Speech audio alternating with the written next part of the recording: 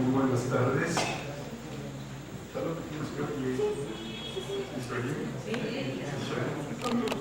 Buenas tardes. Soy Pedro Pantoja. Tengo 25 años apoyando, defendiendo a la migración forzada de Centroamérica. Vengo de la región oeste, territorio de muerte y de terror para la migración centroamericana, paraíso de los Zetas también.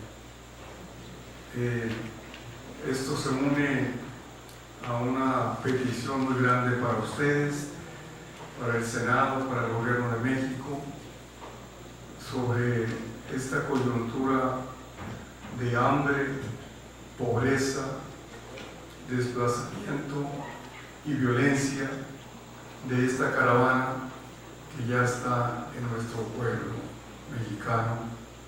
Cerca de 4,000 centroamericanos muertos de hambre, despojados.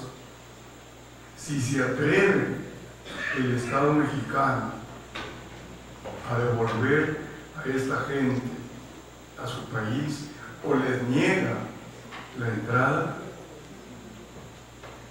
los manda a una sentencia de muerte. Que no se haga pendejo el Estado,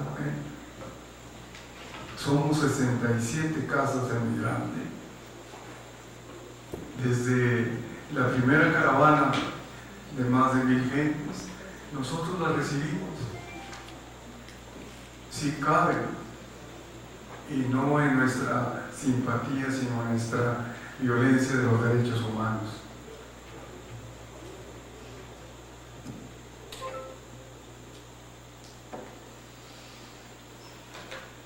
San Fernando, Tamaulipas, masacre de los 72 migrantes, agosto 21 de 2010, crimen de lesa humanidad, de acuerdo al Estatuto de Roma y de la Corte Penal Internacional.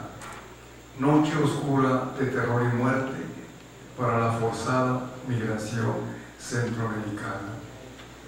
Es tan cruel esta masacre que fue una profecía de muerte de las demás masacres, para que ustedes se den cuenta de cómo después de la criminalización, después de la represión a esta migración empobrecida, viene la decisión de exterminio, tanto por la violencia del crimen organizado como por las fuerzas de seguridad del Estado.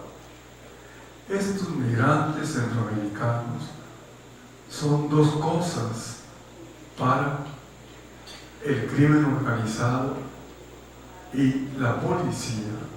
Son dos cosas, son mercancía y mierda. Mercancía porque el cuerpo de los migrantes sirve para todo, para el crimen organizado. Sirve para el rescate en dólares, acosando a sus familiares, tronándoles el gatillo de la pistola o del cuerno de chivo. Te damos 10 minutos para que mandes los $5,000. Sirve para toda la trata sexual, para especialmente el ultraje de la mujer. Sirve de trabajo para que incluso las mismas mujeres centroamericanas, los mismos hombres, convertidos en sicarios, se conviertan también en verdugos, torturadores de sus mismos compañeros. Sirve también para el comercio de órganos. Cuando el huracán Stan hace años arrasó Chiapas, nosotros visualizamos como los migrantes no pudieron viajar en el tren La Bestia, tenían que desplazarse por selvas, por pantanos, pero también siendo más víctimas del crimen organizado y de la policía y de la delincuencia común. Basureros con migrantes con el estómago vacío, un riñón, un hígado de un migrante puede valer hasta $5,000, ¿no? Por eso esta masacre de los 72 fue una profecía para la masacre en el 2011 de las fosas clandestinas de Tamaulipas, donde encontramos 193 cadáveres con el cráneo triturado. Para la masacre de 2012 de Cadereyta, donde encontramos 49 cuerpos destazados, asesinados, pero a quienes el crimen organizado les cortó la cabeza, los brazos y las piernas para despistarnos, según ellos, que no pudiéramos localizar la individualidad sexual de ADN de estas gentes, ¿verdad? En las 3 masacres, que es una de las tantas, todos fueron torturados. Ahí estuvimos ahora en el 8º aniversario de esta masacre de los 72, en el rancho de Huizachá de San Fernando, Tamaulipas, donde localizamos los restos de los agujeros de las balas en las paredes de la bodega, donde fueron asesinados después de ser golpeados, formados como unas fichas de dominó, dándoles el tiro de gracia en la nuca. Imagínense cómo iban cayendo, ¿verdad? En la masacre de Tamaulipas 2 en las fosas clandestinas, los sicarios se divirtieron con la inmensa población de los migrantes que habían trasladado. Les dieron a cada pareja de hombres un mazo de hierro, de fierro. Peléense y quien quede vivo queda libre. Era nada más divertirse. Por eso todos los cadáveres tienen el cráneo triturado. Los niños fueron calcinados en ácido en tambos. Todas las mujeres fueron violadas y muertas. No existe registro de ellas ni de los niños, ¿verdad? De manera que esta es la crueldad. Siguiente diapositiva. Todas las penas pueden soportarse si las ponemos en una historia o contamos una historia sobre ellas. Yo me atrevo a presentarles estas historias, ¿verdad? No hay nada más que restos de crueldad en todo este camino de esta población migrante. La siguiente diapositiva, nada más para que se den cuenta cómo llegan a nuestra casa de Saltillo no solamente los cuerpos, sino las historias de terror que podemos contar con tanto dolor. Fue antes de Coatzacoalcos. Sospechamos que los garroteros del tren se habían puesto de acuerdo con los del crimen organizado. Allí estaban los encapuchados y sus camionetas grandotas esperándonos. Se subieron armados al techo de los vagones y nos aventaron a golpes abajo, junto a los rieles. A golpes también nos subieron a sus camionetas y nos llevaron muy adentro a un rancho y nos encerraron en cuartos mal construidos. La primera tortura es encuerarlos a los migrantes, colgarlos y golpearlos con tablas en la espalda y en las sentaderas para de alguna manera así hacerles hablar del número telefónico. De manera que yo estoy viendo cuando llegan los cuerpos, cuando me enseñan sus espaldas totalmente moradas, ¿verdad? Todo esto, ¿verdad? A golpes también nos subieron a sus camionetas. No, nos volvieron a golpear mientras nos pedían los teléfonos de nuestros familiares. Nadie los teníamos. Todos íbamos a la aventura. Como no dábamos los teléfonos, a golpes nos llevaron al campo junto a un pozo de cemento con cocodrilos. Allí nos amontonaron alrededor, amenazándonos porque no dábamos los teléfonos. Nadie respondía. Entonces uno del crimen arrastró hasta la orilla del pozo a uno de los nuestros y con su machete lo despedazó y los pedazos se los aventó a los cocodrilos. Siguiente diapositiva. El cuerpo garífuno destrozado por el tren son parte de las historias de dolor de toda esta gente. Imagínense cuando yo tuve que contarle a la mamá de este migrante de la Ceiba de Honduras: señora, hoy le tengo que dar esta noticia, su hijo murió destrozado por el tren. A un año de existir la casa, una noche Alfredo, de oficio músico de 21 años, se despidió cantando y se marchó feliz porque ya tenía trabajo en Nueva York en un conjunto musical. A las 3 de la madrugada un periodista nos llamó: hay un migrante destrozado por el tren. Era Alfredo de Ceiba. Esperando el tren, puso la cabeza en los rieles para dormir y para sentir los rechinidos de las ruedas del tren, para sentirlo más y estar listo para montarse. Nunca lo oyó, porque el sueño lo venció, y su torso y sus piernas, todo el cuerpo separado. Nosotros, como defensores, estamos manchados de sangre, y creo que eso nos da credibilidad ante estos migrantes, como defensores y defensoras de derechos. Creo que en este momento, en la situación de crueldad, de la crisis humanitaria, de los derechos humanos, de tantas víctimas, si alguien quiere ser defensor y probar que es defensor, tiene que estar manchado de sangre. Siguiente diapositiva. Si ustedes quieren ver siguiente,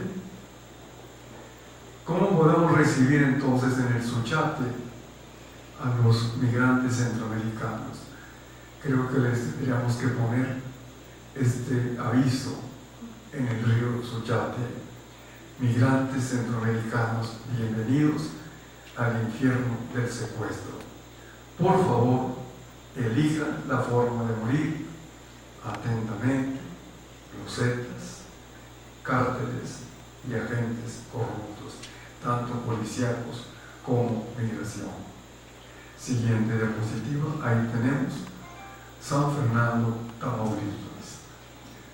Todas estas gentes, hermanos nuestros migrantes, se negaron a ser mulas de carga para las mochilas de droga, y eso fue también parte de los motivos, pero también el desprecio del crimen organizado para toda esta gente.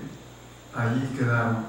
Si ustedes pueden ver, no hay tanta sangre como cuando los marinos matan a los capos, cuando derraman sangre por todos lados, porque los sicarios dijeron: esta gente tan miserable, ni siquiera vale la pena derramar balas contra ellos, ¿verdad?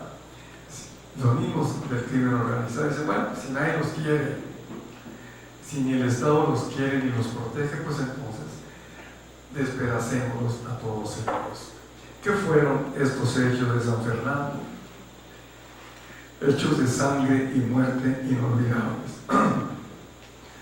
La masacre holocausto de las 72 personas migrantes en el rancho El Huizachal, San Fernando, Tamaulipas, es el acontecimiento criminal fundante que mancha profundamente de sangre, muerte, miedo y vergüenza al Estado mexicano, y se convierte en la primera y más fuerte memoria histórica, memoria que quiere olvidar el Estado. Ya déjense de pendejadas, nos matamos unos migrantes, ya, cálmense, ¿verdad?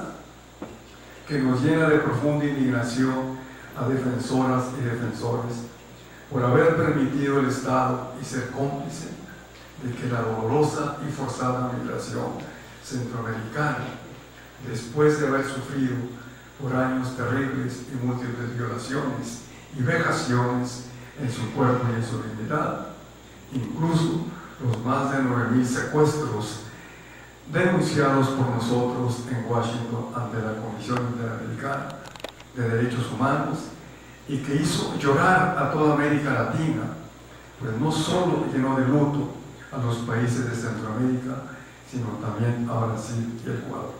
Dense cuenta de la maldad, hablando de impunidad en este foro. Dense cuenta de la maldad, de la violencia estructural del Estado contra las personas vulnerables. Con la Comisión Nacional de Derechos Humanos, a propósito del secuestro, solamente en el primer semestre de 2009, de 9.700 migrantes por el crimen organizado, con una ganancia de 25 millones de dólares.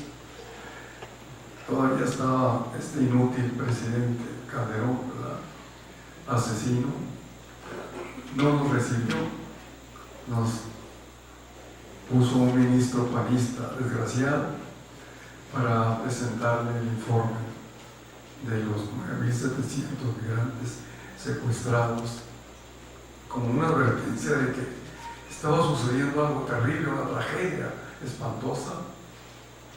¿Qué quiere con esto usted? Léalo primero, pendejo. 9.700.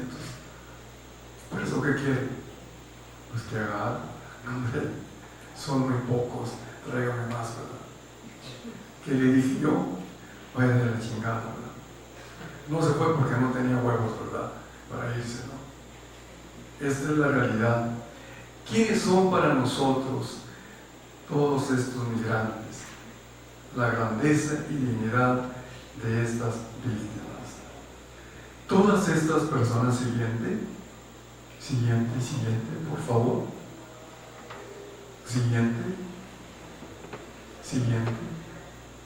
Todas estas personas masacradas, a pesar de la terrible criminalización que han sufrido, como el señalamiento indigno de empleadores que los han llamado bestias, o como la expresión de los policías de Escobedo, Nuevo León, que al encarcelarlos los llamaron mierda. Un grupo de migrantes detenido por la policía, violación total de sus derechos. La policía no tiene institucionalidad para detenerlos. Los llevan a la cárcel de Escobedo. ¿Dónde ponemos a los migrantes? Pues yo creo que el mejor lugar son los excusados llenos de mierda. Los migrantes dicen, por favor, mire usted, ¿cómo está todo esto lleno de mierda? ¿Dónde nos vamos a colocar aquí? ¿Qué? ¿Tienen asco? Pues eso es lo que son ustedes, una mierda. Cuéstense, ¿verdad?, en su hermana mierda. Nosotras y nosotros, defensoras y defensores, tenemos un privilegio. Podemos dialogar con las víctimas que defendemos y amamos, estén vivas o muertas, como lo hacen con los cadáveres de los 72, sus familiares y amigos. Es que para ellos y para nosotros, defensores y defensoras, su vida permanece entre nosotros. Acabo de regresar de Guatemala, donde tuvimos con la Fundación por la Justicia Democrático de Derecho, con las esposas y las familias de los 72, ¿verdad?, que entienda bien el nuevo gobierno cuando invita a la pacificación y al perdón. Todas las víctimas dijeron, no queremos dar perdón, queremos justicia. Díganle al nuevo gobierno. En primer lugar, nadie nos ha pedido perdón. ¿Dónde está? ¿A quién perdonamos?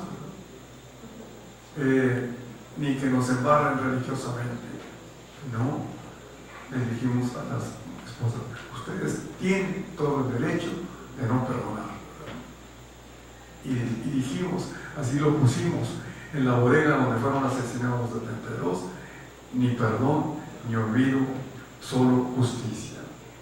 Un diálogo humano con los cadáveres de los 72, de un ecuatoriano. Palabras Telmo Leonidas Yupa, del Chimborazo, Ecuador. Palabras de un amigo ante su cadáver. Lamento conocerte ahora que ya perteneces a la tierra. Encontré una foto tuya donde miras a la cámara con tus ojos de santo. Tienes una sonrisa contagiosa, los pómulos te brotan como si trajeras 2 piedras. Así apareciste en mi sueño de ayer. De pronto te desprendía desde el cielo, malherido, y me contabas que tu nombre significa al que protege, que tenías 16 años y venías de Ecuador, la mitad del mundo. Luego, cuando caminaste hacia el valle tamaulipeco de San Fernando, aquello se convirtió en una película de espanto, y yo me puse a llorar hasta que se me desprendieron las retinas. Desperté y le conté a mi mujer de ti. Le dije que habías nacido en Tauri, un pueblo en la sierra de Chundi, un pueblo donde más de 60 niños se han suicidado en los últimos 5 años. Mi esposa me preguntó, ¿Telmo se suicidó? No, contesté. Lo mataron los zetas, los padrotes de la muerte. Lo hubieras visto, terminó con el corazón quebrado y las entrañas. ¿De qué acusamos al Estado mexicano? Siguiente diapositiva, la denuncia. ¿Con qué derecho pasó todo esto? ¿Y por qué lo permitió el Estado mexicano? Ya le habíamos dicho al Estado, cuando en el 2009 ya habíamos descubierto toda la acción criminal de los zetas y de otros cárteles, ¿verdad? Está pasando una tragedia. No hizo nada. Estaban advertidos de que las cosas estaban pasando y de que los territorios de México se habían convertido en territorios de la muerte. No hizo nada, al contrario. ¿Qué hicieron? Esa frontera de Laredo, Reynosa, cerca de San Fernando, es una frontera caliente, ardiendo. Allí los humildes vendedores de mercancías, humildes traficantes que van a comprar una ropa en Macal o lo que sea, nadie los deja pasar, sea el ejército, sea la Policía Federal, sea migración. Ahora bien, ¿cómo desde Tapachula, 3,000 kilómetros hasta allá, pudieron pasar los vagones con más de 500 migrantes? ¿Cómo llegaron hasta allá? Si ahorita en cualquier estación de migración a todos nos bajan y nos piden la credencial, ¿por qué a ellos no los bajaron? ¿Por qué dejaron pasar los vagones? Si allí está acumulada toda la fuerza militar, ¿verdad? ¿De qué acusamos al Estado? Una traición histórica de nuestro país, porque entrando y cruzando nuestro país y los mejores hijos de Centroamérica, solo por buscar la vida, ya no quieren, es mito romántico de la migración, los migrantes del sueño americano, nada, esas son jaladas, ¿no? ¿Quieren calidad de vida? Tampoco. Quieren vivir, porque los están matando. La primera mujer refugiada, porque nosotros atendemos también a los refugiados, que llegó a nuestra casa, dándonos las gracias, les digo, sí, porque viera que en Honduras, cada día, por la violencia de los maras y todo lo demás, el desorden que hay, todos los días en Honduras, todos, vamos cargando un ataúd sobre nuestros hombros, y cualquier pedazo de tierra puede ser nuestro cementerio, sin cruces y sin flores. De manera que, buscando la vida, no mejor calidad de vida, sino la vida, vivir, los hemos convertido en cadáveres y en la realidad de tragedia humanitaria. Porque toda gente masacrada a causa de la política restrictiva, carente de toda seguridad humana, teniendo que viajar obligatoriamente en la clandestinidad, fue objeto de secuestro y asesinato por actores de la delincuencia organizada, sospechosamente protegidos y con complicidad de funcionarios públicos. Un grupo de migrantes fue secuestrado en Saltillo. Los llevaron a las casas de seguridad, que son las casas de cautiverio del crimen organizado. Tuvieron que pagar el rescate de los pobres migrantes. Ya pagaron el rescate, siquiera les respetaron la vida, porque a veces no se las respetan.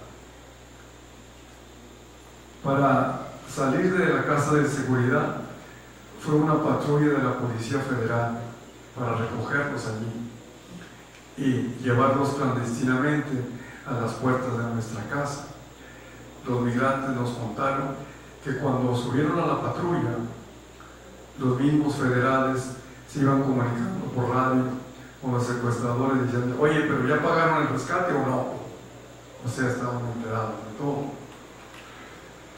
Porque toda esa gente masacrada a causa de la política restrictiva carente de toda seguridad humana, teniendo que viajar obligatoriamente en la clandestinidad, fue objeto de secuestro y asesinato por actores de la delincuencia organizada, sospechosamente protegidos y con complicidad de funcionarios públicos, por la enorme travesía de territorio supuestamente vigilado y asegurado por innumerables retenes que no dan cuenta de cómo los actores criminales pudieron trasladar sus víctimas hasta el lugar en que los masacraron.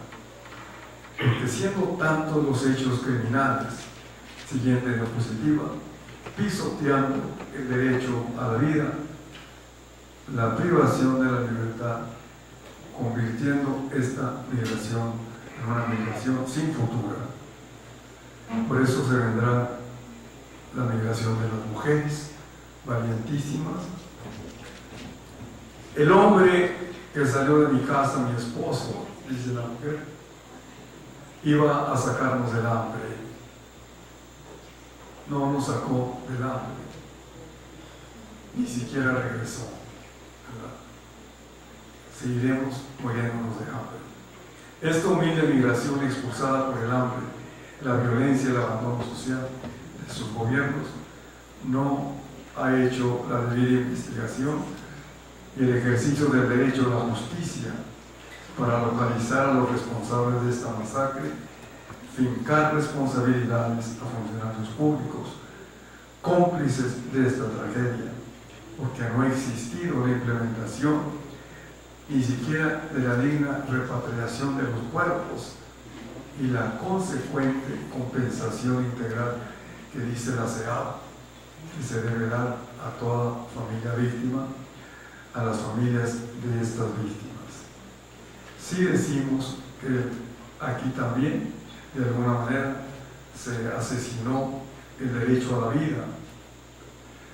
Pensamos, y nosotros como defensores, que la legislación mexicana del derecho penal está atrasadísimo. No existe el crimen de lesa humanidad, ni está escrito tampoco las ejecuciones extrajudiciales que son donde son víctimas los migrantes. No existe, por lo tanto, lo del genocidio. Nosotros creemos que como crimen de lesa humanidad sí puede ser catalogado como genocidio. Hay antecedentes. Francia y Bolivia declararon, tienen en sus constituciones, que los crímenes de lesa humanidad son genocidio. Parece que hay una propuesta de Colombia. Por eso decimos que toda esta gente de las masacres de los 72, de la masacre de Tamaulipas 2 y de Cadereyta, constituyen un verdadero genocidio. Muchas gracias.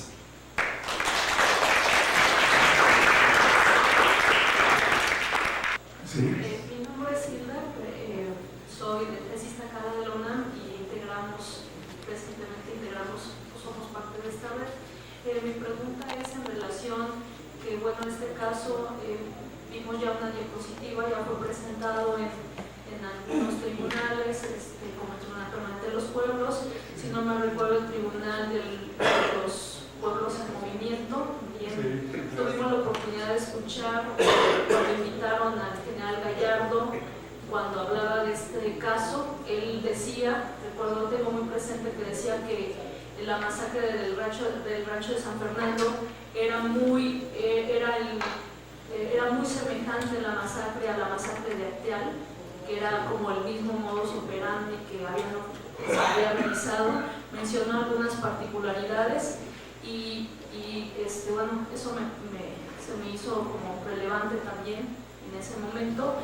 La pregunta que le haría es en relación a estos casos los hemos escuchado en este tipo de tribunales, pero digamos que a nivel ya como de lo que se viene hablando de la justicia transicional, de aspectos ya en términos internacionales, ¿qué nos podría decir usted de cómo va el caso de los migrantes?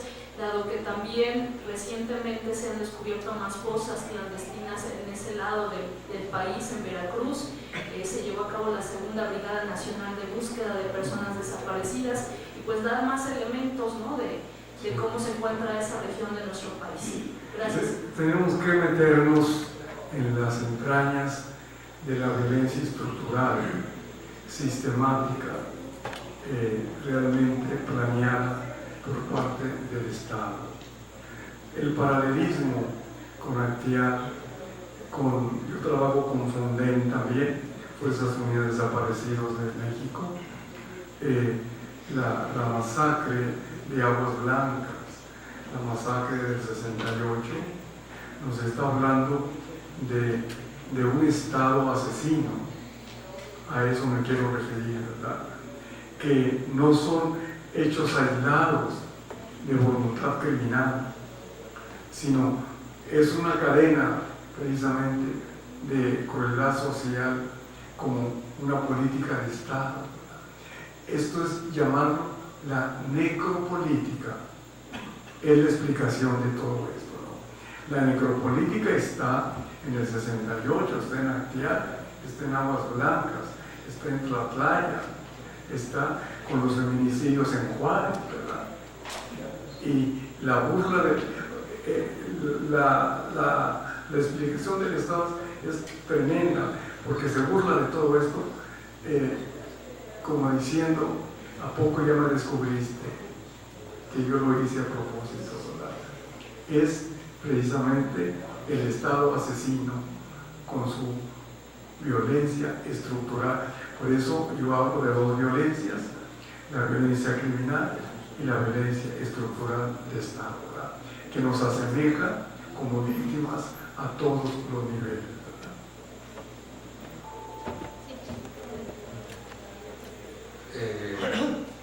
Bueno, creo que gracias a la exposición del padre Pedro se completa un poco más el rompecabezas que tenemos que afrontar, porque es un verdadero rompecabezas, ¿no? Es cada vez más evidente para todos, pues, que es el Estado que se encuentra detrás de la violencia estructural y que es la misma que se viene repitiendo.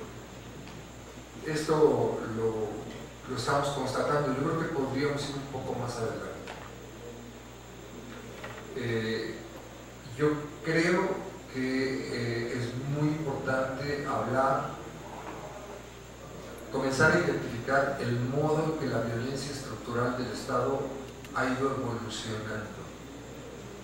En la mañana nos tiraron una pista el Comité del 68 cuando nos dice: la masacre de Tlatelolco operó con el Batallón Olimpia.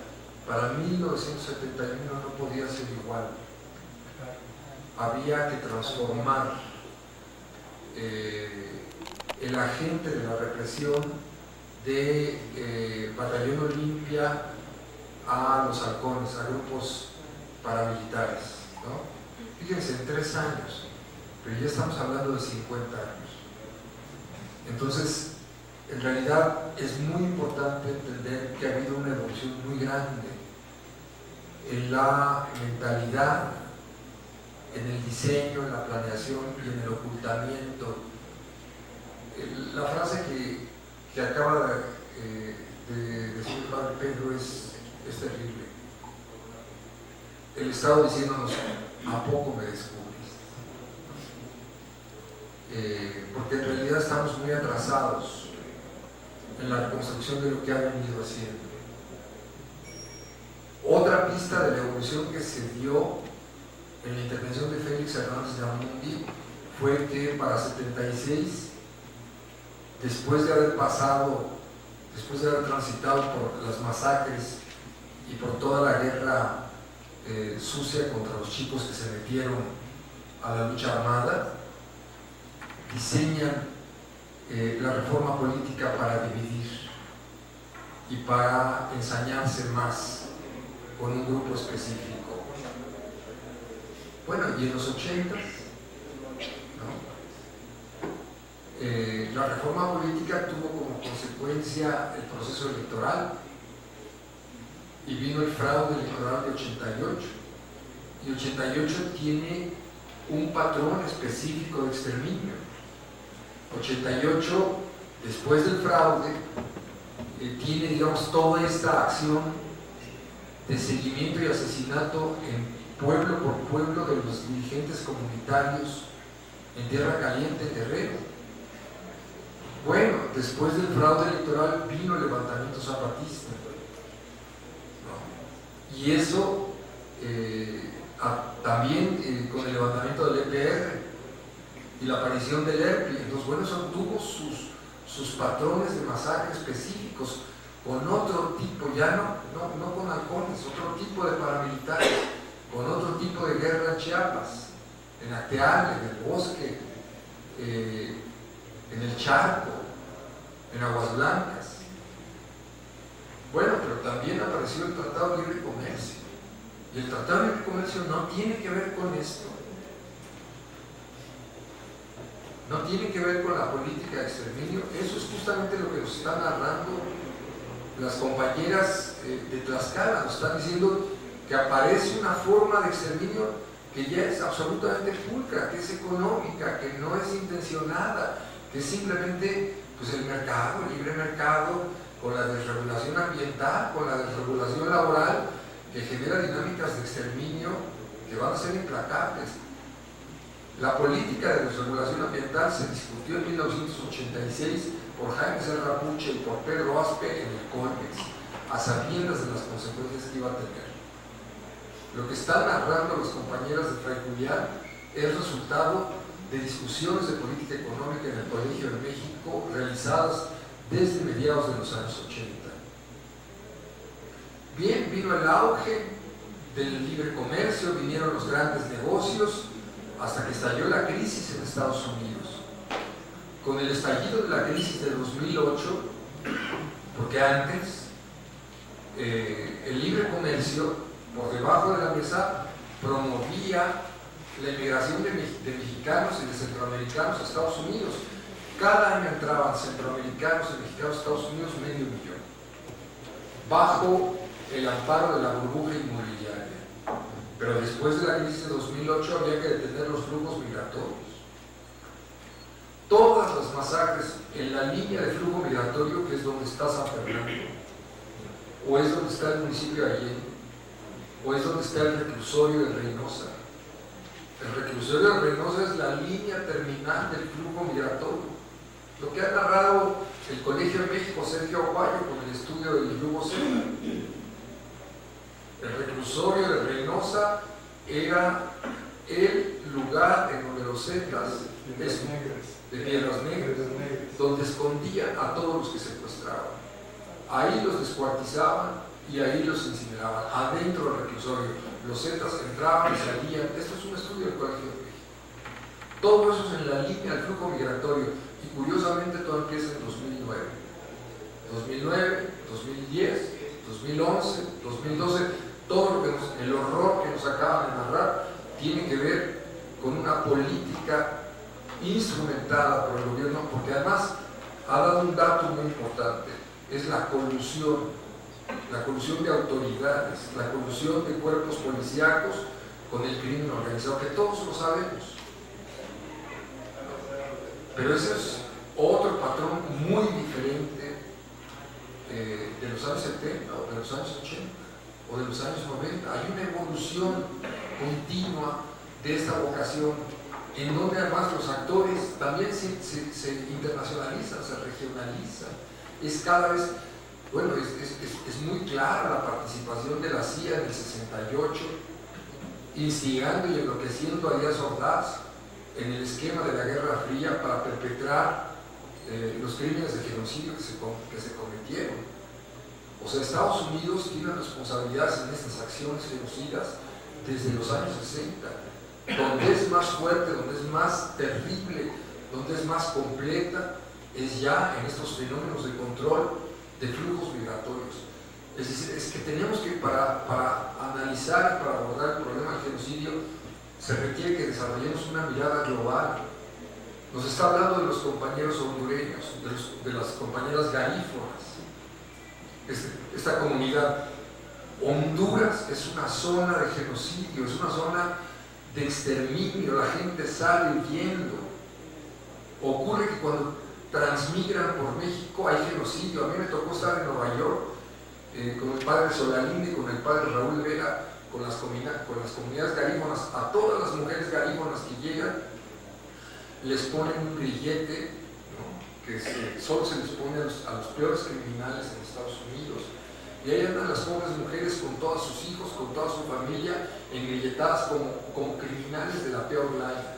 Estados Unidos tiene responsabilidad directa en la violencia, tiene responsabilidad directa en el golpe de Estado en Honduras, tiene responsabilidad directa en la preparación de los caiviles en Guatemala, en la cultura de exterminio de todas las maras que se han generalizado por Centroamérica y que además inducen toda la violencia en el flujo transmigratorio. Estados Unidos tiene responsabilidad directa en el trato genocida contra los flujos migratorios, y Estados Unidos tiene responsabilidad directa en el trato a los migrantes cuando ingresan a los Estados Unidos. Entrar en el tema del genocidio implica entrar en una reflexión de conjunto de toda la problemática. Esto permite también entender mejor por qué la acción de crimen y de destrucción de todas las comunidades que viven en zonas asentadas de altísima contaminación ambiental, pues están a favor de las empresas norteamericanas.